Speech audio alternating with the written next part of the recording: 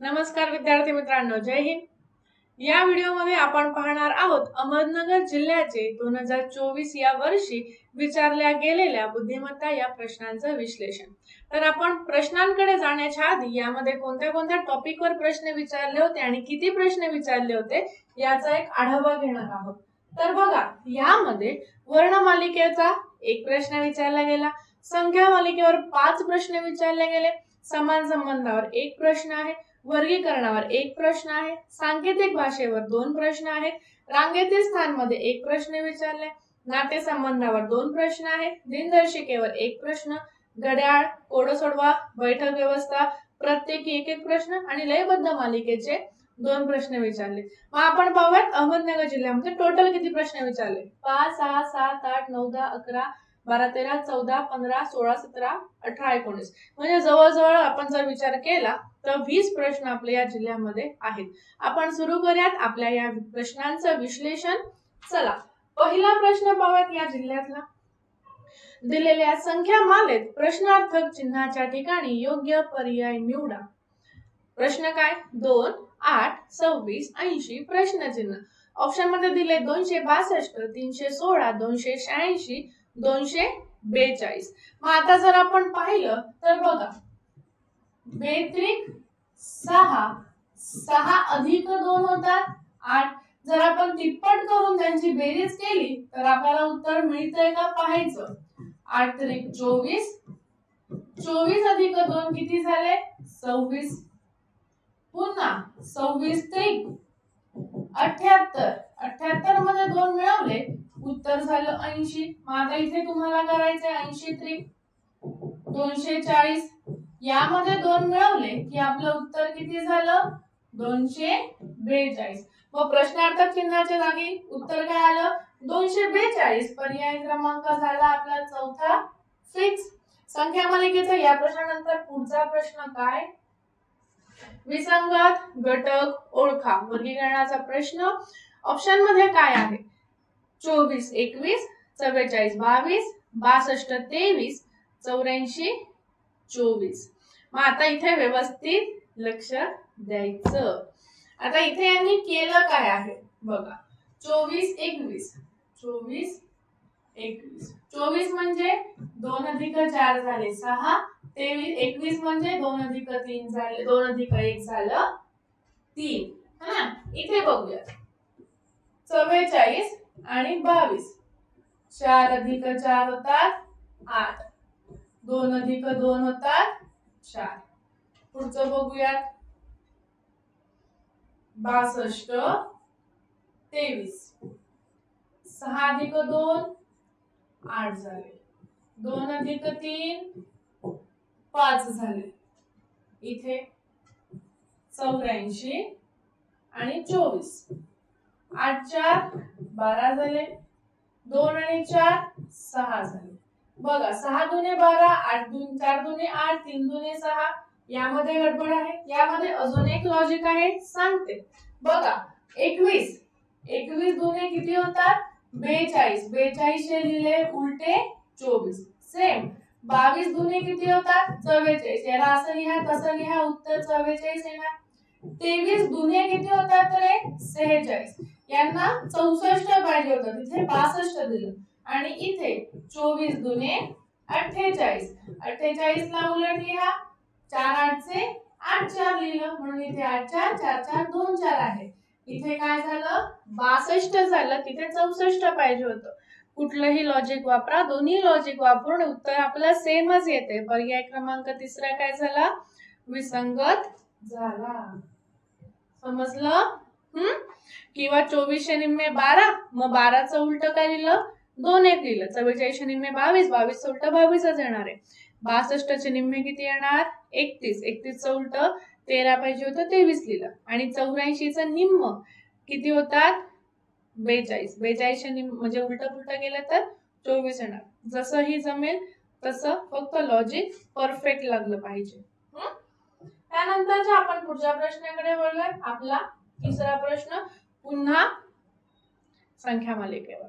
पुढीलपैकी कोणता पर्याय दिलेल्या संख्या श्रेणीतील प्रश्नार्थक चिन्हाच्या ठिकाणी येईल? 26, 50, 82, प्रश्नचिन्ह ऑप्शन आहे 122, 170, 145 आणि 101. आता याच्यामध्ये गॅप शोधण्यापेक्षा लॉजिक काय बघा. 26, 50, 82 कोणाच्या वर्गाच्या आसपास आहे.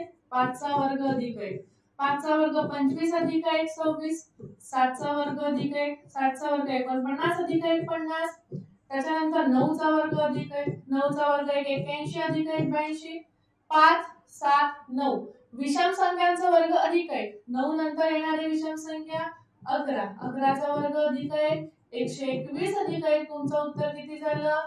122 झालं. लॉजिक काय लागलं. विषम संख्यांचा वर्ग अधिक 1.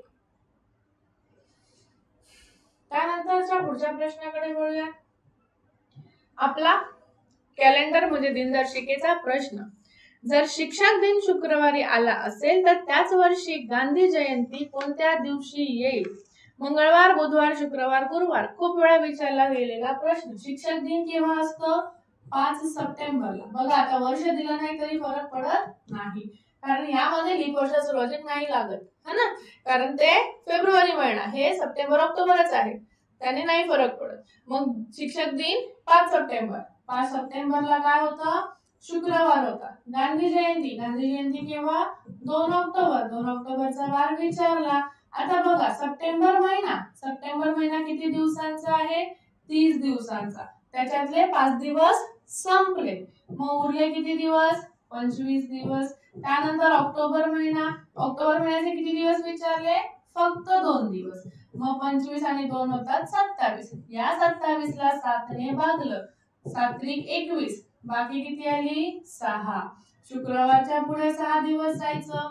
उत्तर काय झालं आपलं. गुरुवार. बघा शनिवार, रविवार, सोमवार, मंगळवार, बुधवार, गुरुवार. उत्तर फायनल काय झालं.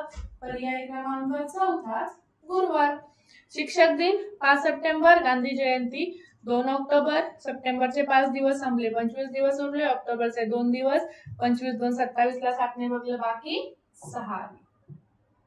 त्यानंतरचा पुढचा प्रश्न सांकेतिक भाषेचा. एका सांकेतिक भाषेत इंडिया हा शब्द 13416 व वर्ल्ड हा शब्द 75284 असा लिहितात, तो डोनाल्ड हा शब्द कसा लिहाल. 4 ऑप्शन्स आपल्याकडे दिलेले आहेत. इंडिया या शब्दासाठी कोड 13416. वर्ल्ड साठी शब्द 75284. आपल्याला विचारलं आहे डोनाल्ड साठीचा शब्द काय.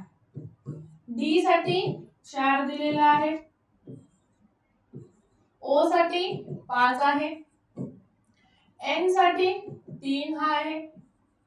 ए साठी 6 आहे आणि एल साठी 8 आहे.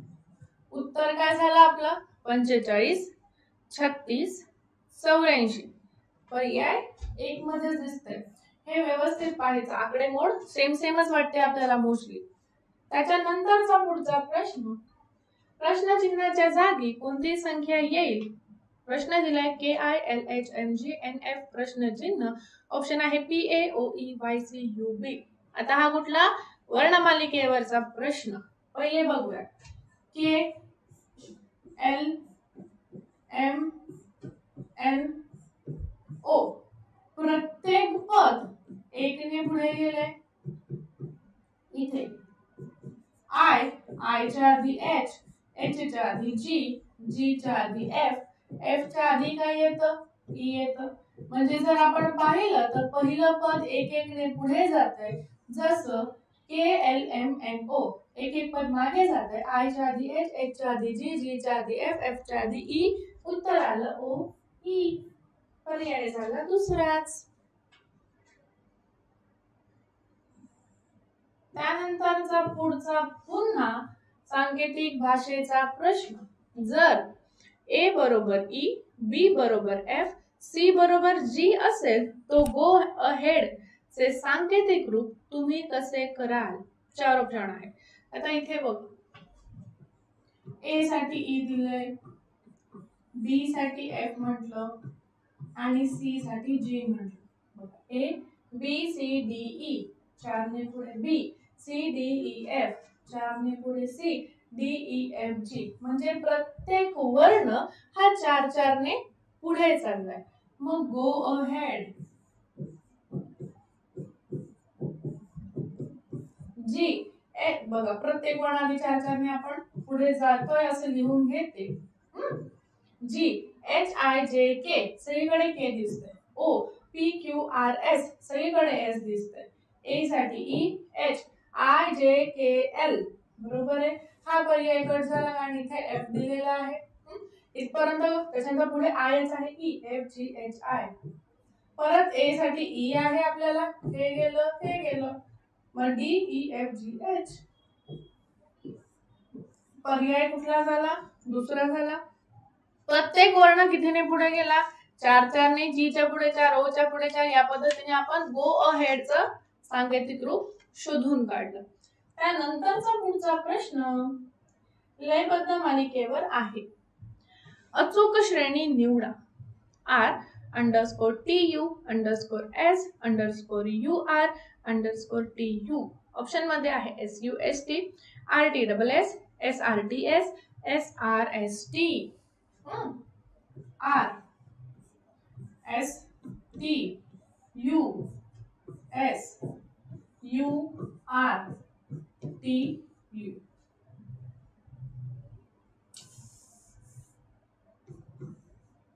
मोजा किती आहेत? 1 2 3 4 5 6 7 8 9 10 11 12 म्हणजे 4 चा गट. हा पहिला 4, हा दुसरा 4 आणि हा तिसरा 4. मग आता पहिलीकडे आर आहे, आर आर, एस आहे, एस एस एस. काय गट तयार झाला? R S T U, R S T U, R S T U. आता जी मालिका होती जी सतत रिपीट होत होती ती कुठली होती? R S T U. आणि आपल्याला रिकाम्या जागेमध्ये काय दिलेलं होतं? रिकाम्या जागेवर आपण काय काय भरलं? तर एस आर टी एस. मग आपलं उत्तर काय झालं? SRTS. पर्याय पहिला झाला. RSTU, RSTU, RSTU ही मालिका आपली कंटिन्यू होत होती. त्यानंतरचा पुढचा प्रश्न जर पाहिलं तर परत संख्या मालिकेचाच आहे. दिलेल्या संख्या मालेतील प्रश्नचिन्हाच्या ऐवजी योग्य पर्याय निवडा.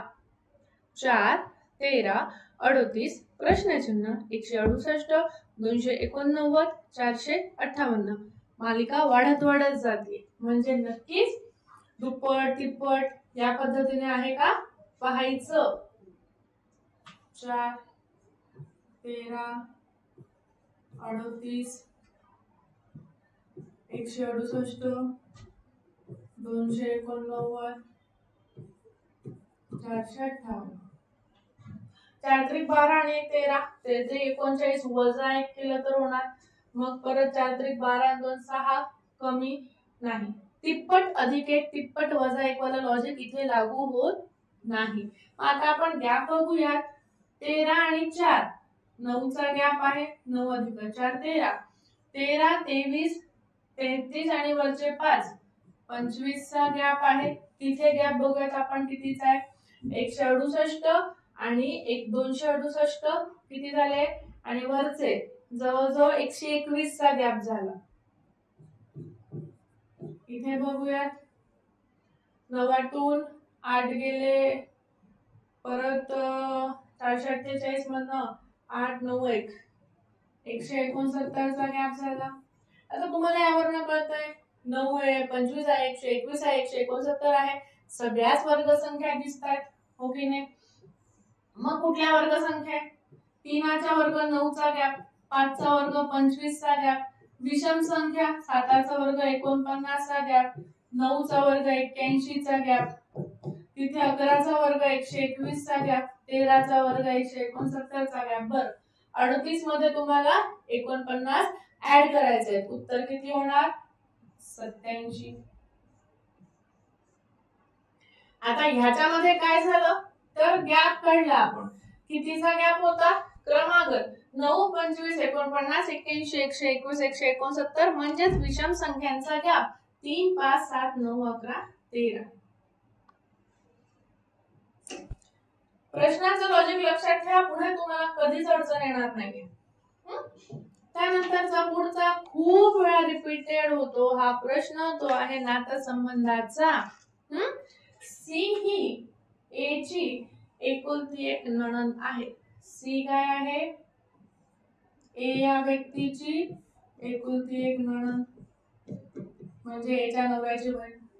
सी ही बी ची आत्या आहे, म्हणजे आपल्या वडिलांची बहीण.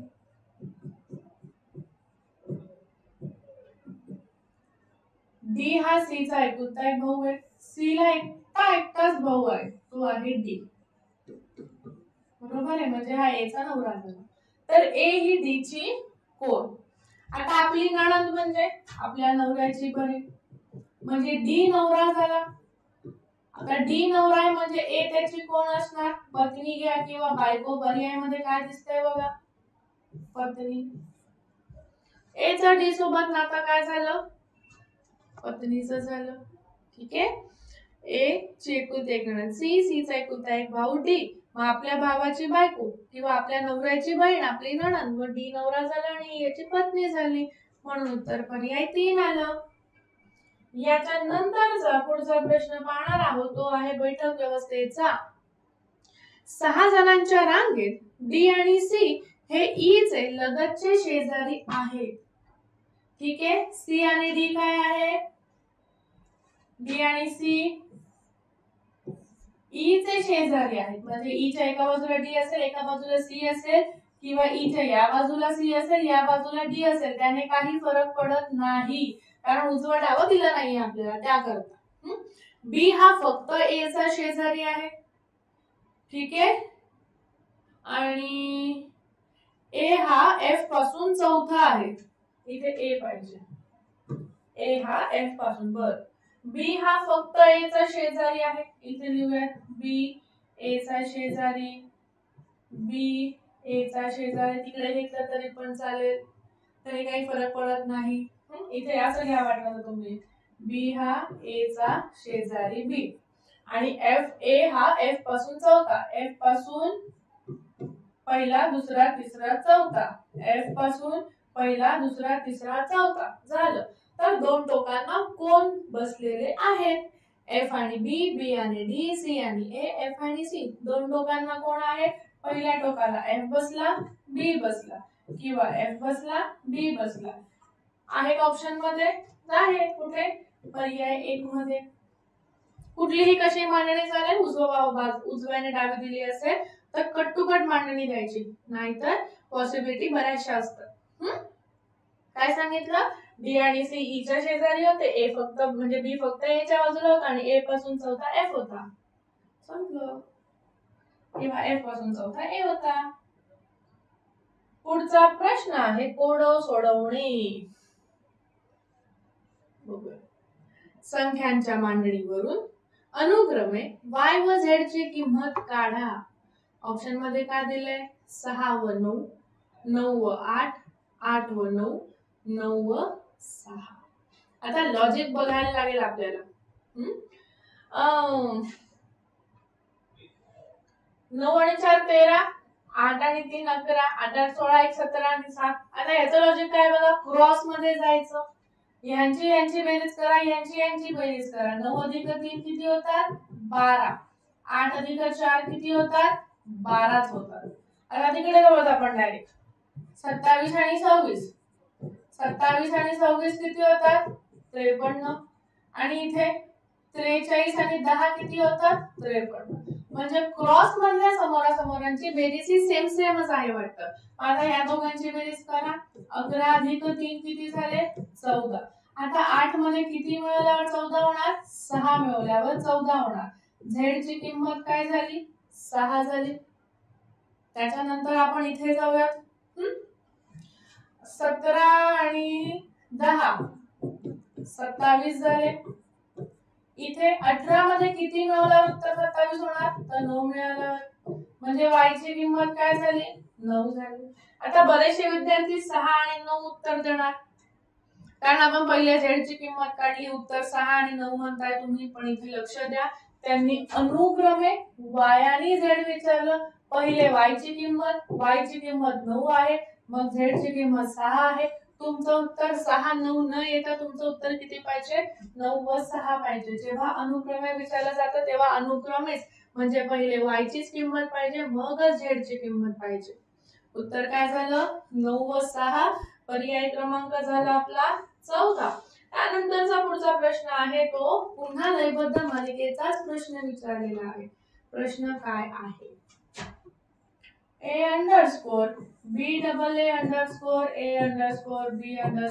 a_b_a_a_b. आता आपली मालिका काय? शोधा. 1 2 3 4 5 6 7 8 9 10 11 12. 3 3 चा गट केला बटर. Double A B, double A B, double A B, double A B. पहिला गट, दुसरा, तिसरा, चौथा. मालिका काय झाली? 2दा ए आणि बी ची. रिकाम्या जागी काय काय लिहिले?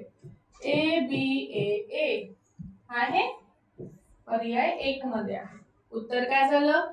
पर्याय पहिलाच. गट तुम्हाला कळला, डबल ए बी चा गट होता. त्यानंतरचा पुढचा प्रश्न पाहणार आहोत. पुन्हा संख्या मालिका 23 28 38 53 73 98. प्रश्नचिन्ह. ऑप्शन आहे 128 72 74 136. 23 28 38 53 73 98. 23 अधिक 5 28 28 10 38 38 15 53 53 आणि 20 73 73 आणि 25 98 98 आणि 30 128. 5 च्या पटीतला गॅप. 5 10 15 20 25 30. 23 5 28 या पद्धतीने 98 मध्ये 30 मिळालं, उत्तर 128 झालं. त्यानंतरच्या पुढच्या प्रश्नाकडे जाणार आहोत आपण. प्रश्न काय विचारला आहे?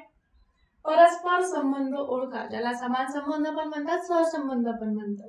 9 29 तर 11 प्रश्नचिन्ह. ऑप्शन आहे 37 35 39 38. बघा 9 त्रिक 27 अधिक 2 29 सेम. 11 त्रिक 33 अधिक 2 35. तिप्पट करून अधिक 2 केले. जसं पहिल्याला केलंय सेम आपल्याला दुसऱ्याला पण लागू करायचं असतं.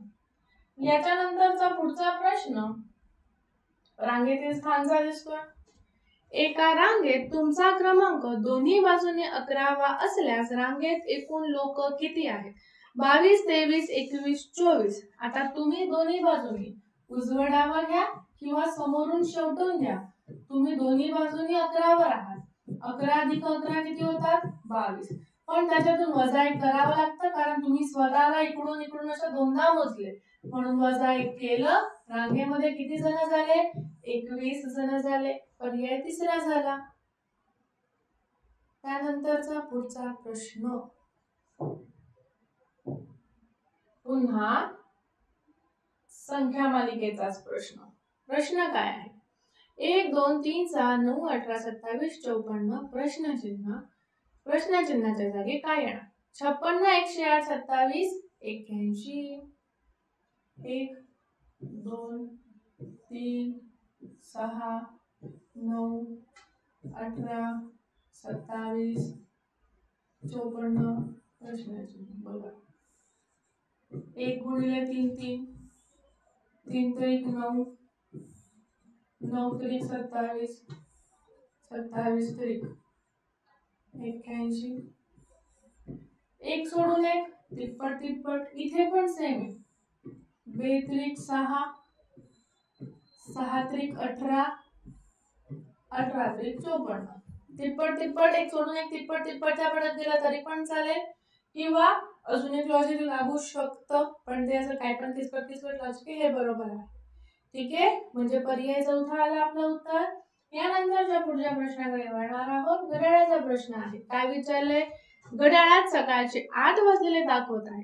दुपारचे 2 वाजलेले दाखवण्यासाठी तास काटा किती अंशातून फिरेल? 180 अंश, 150 अंश, 210 अंश आणि 90 अंश. घड्याळात किती वाजलेत? सकाळचे 8 वाजले. बघा, जो तास काटा असतो तो एका तासामध्ये किती अंश जातो? एका तासामध्ये 30 अंश जातो. मग सकाळी 8 वाजल्यापासून 2 वाजेपर्यंत एकूण तास किती आहेत? 9, 10, 11, 12, 1, 2, 6 तास आहे. एका तासात 30 अंश जातोय तर 6 गुणिले 30 किती अंश जाणार ते घड्याळ? 180 अंश जाणार. हवं तर आपण तुम्हाला आकृतीद्वारे पण समजूयात. पर्याय पहिलं याचं उत्तर आहे. बघा,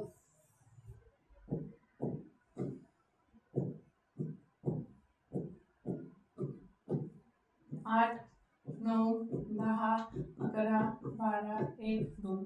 इथे 30 अंश गेला, मग 60 अंश, मग 90, मग 120, 150 आणि 180. हे सरळ 6 तास झाले. एका तासात 30 अंश जातो. 30, 30, 30, 30, 30 असं जरी केलं तरी तुमचं उत्तर 180 अंश येणार. याच्यानंतरचा पुढचा प्रश्न आहे आपला नातेसंबंधाचा. काय विचारले?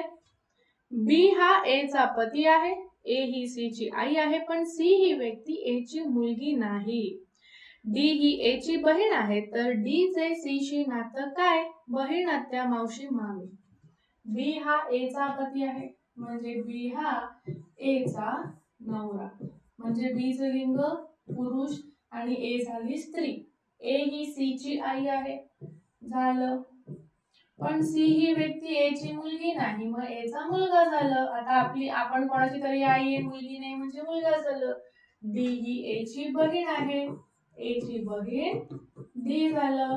तर डी चे सी सोबत नातं काय? आपल्या आईची बहीण, आपली बघा, सी ची आई ए ची बहीण डी, मग आपल्या आईची बहीण आपली कोण असते? मावशी असते. म्हणजे उत्तर काय झालं? पर्याय क्रमांक 3 झाला. ओके, तर हे होतं आपलं अहमदनगर जिल्ह्यातले बुद्धिमत्ता या विषयातील प्रश्नांचं विश्लेषण. चला, थँक्यू.